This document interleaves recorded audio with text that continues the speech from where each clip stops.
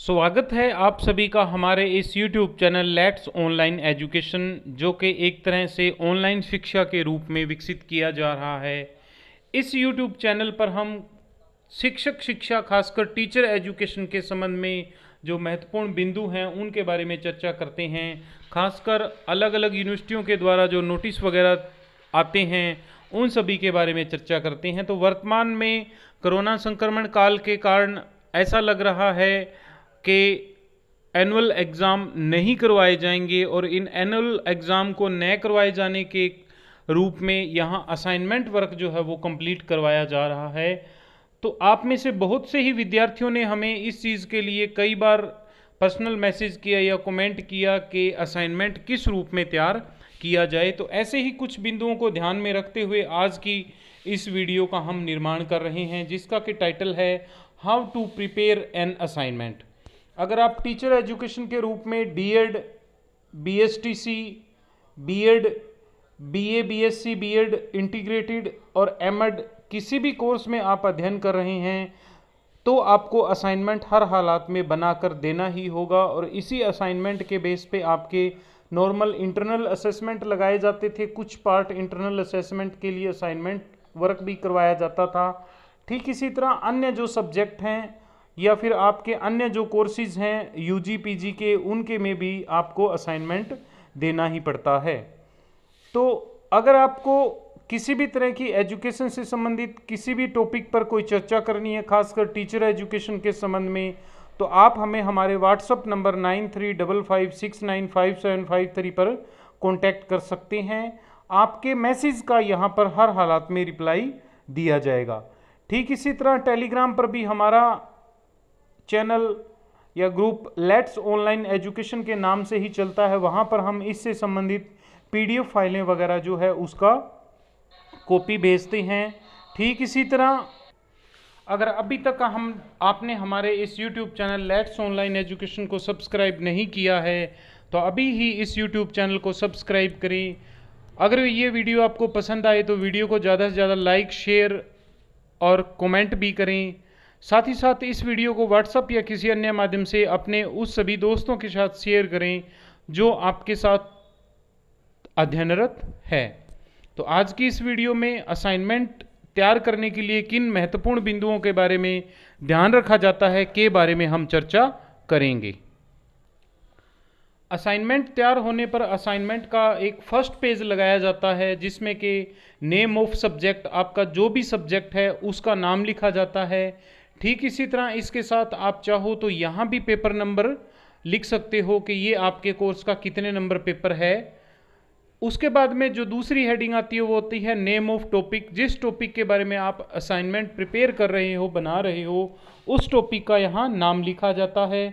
ठीक इसके बाद आता है सबमिट टू, आप किसे सबमिट कर रहे हैं, यानी कि आपका जो टीचर है, सब्जेक्ट टीचर है या जो टीचर इंचार्ज है, उसका नेम और उसका डेजिग्नेशन।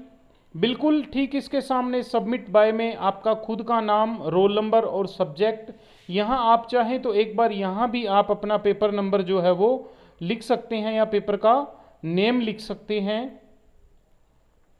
इसके बाद में इसी पेज के बिल्कुल नीचे की तरफ लिखा होता है कॉलेज नेम, आपका जो भी कॉलेज है उसका नाम, और उसके बाद में फिर कॉलेज में आपका जो सेशन है। इतने जो पॉइंट है वो आपको एक अलग से फर्स्ट पेज के रूप में लिखने चाहिए।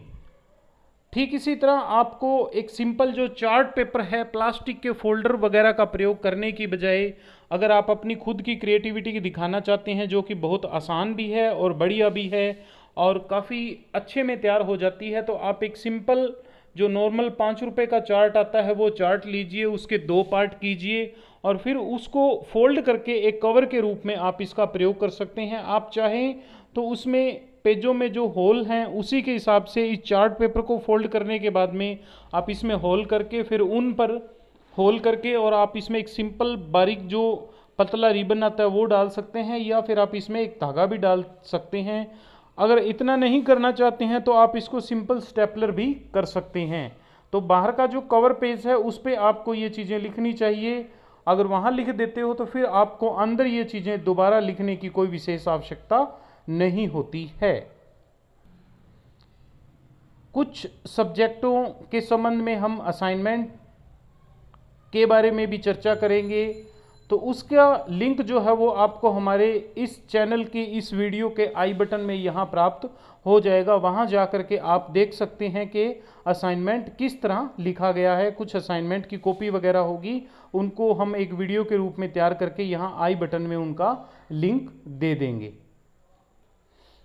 अब आपका जो असाइनमेंट होता है वो आपको लिखना होता है। तो यहाँ असाइनमेंट के लिए मार्केट में पेपर आते हैं, अलग से असाइनमेंट के पेज आते हैं जिन्हें प्रोजेक्ट फाइल के पेज के रूप में भी जाना जाता है। ये पेज जो होते हैं ये करीबन 20 पेज का एक पैकेट आता है, और जहाँ तक हो सके आप ब्लैक एंड वाइट पेपर का ही प्रयोग करें, क्योंकि कलर्ड पेपर जो होते हैं वो काफ़ी कॉस्टली होते हैं। और असाइनमेंट में आपके सब्जेक्ट की क्वालिटी क्या है, आपने कितना मटेरियल कितने अच्छे ढंग से लिखा है, इस चीज़ों का ज़्यादा महत्व होता है, न कि कलर्ड पेज का प्रयोग करना। हाँ, चीज़ों को सुंदर बनाने के लिए आप जो कलर्ड पेन हैं उनको हेडिंग के रूप में लिख सकते हैं।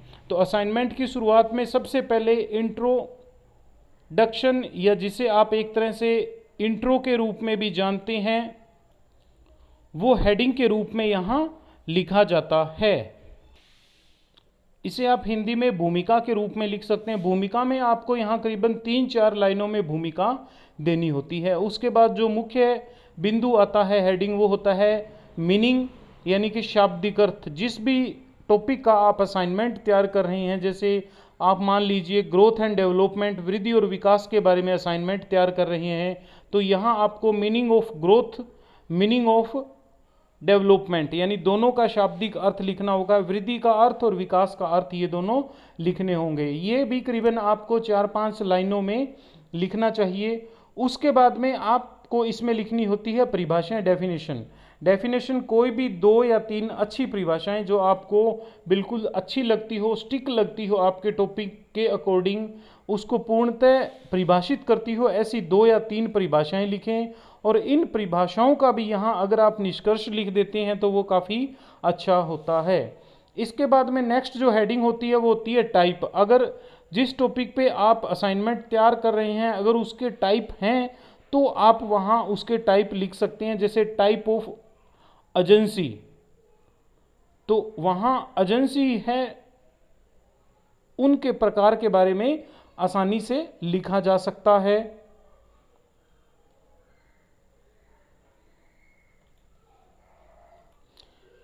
इसके बाद की जो अगला हेडिंग आता है वो होता है प्रकृति, यानी कि नेचर।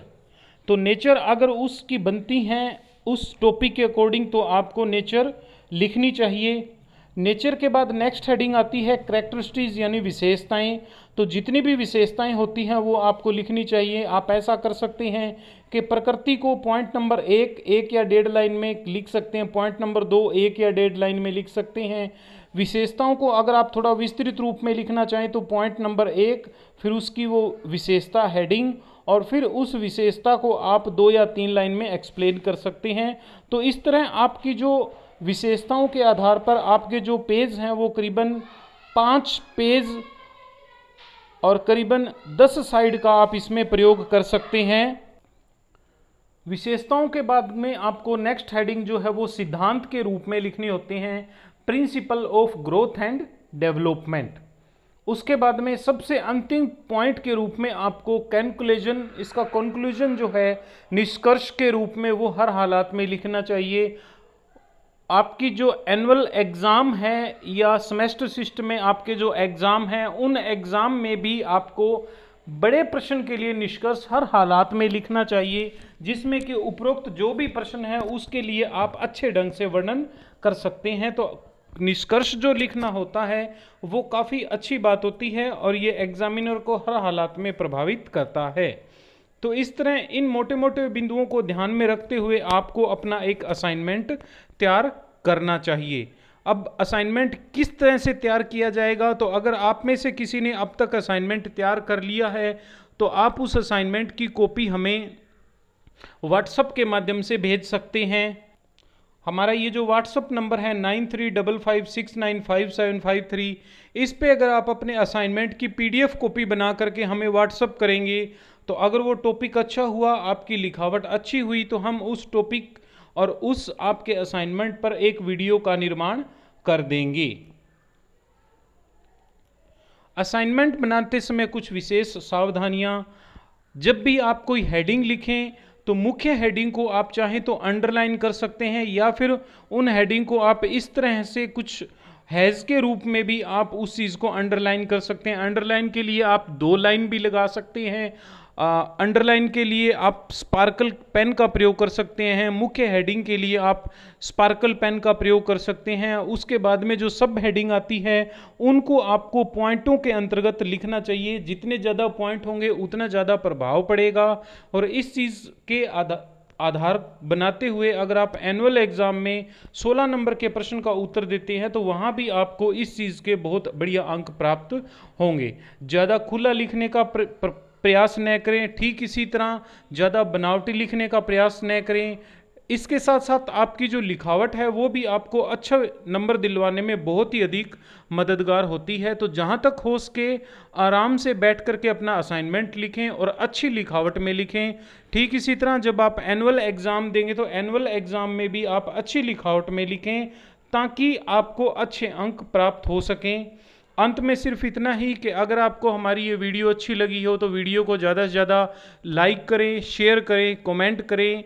आप अपने सुझाव जो है वो हमें कमेंट बॉक्स में दें। ठीक इसी तरह आप किन बिंदुओं पर वीडियो देखना चाहते हैं तो ऐसे बिंदु जो हैं हमें आप व्हाट्सएप के माध्यम से भेज दें, ताकि जो बिंदु पर सबसे ज़्यादा डिमांड होगी उस बिंदु पर हम नेक्स्ट वीडियो का निर्माण कर देंगे। धन्यवाद।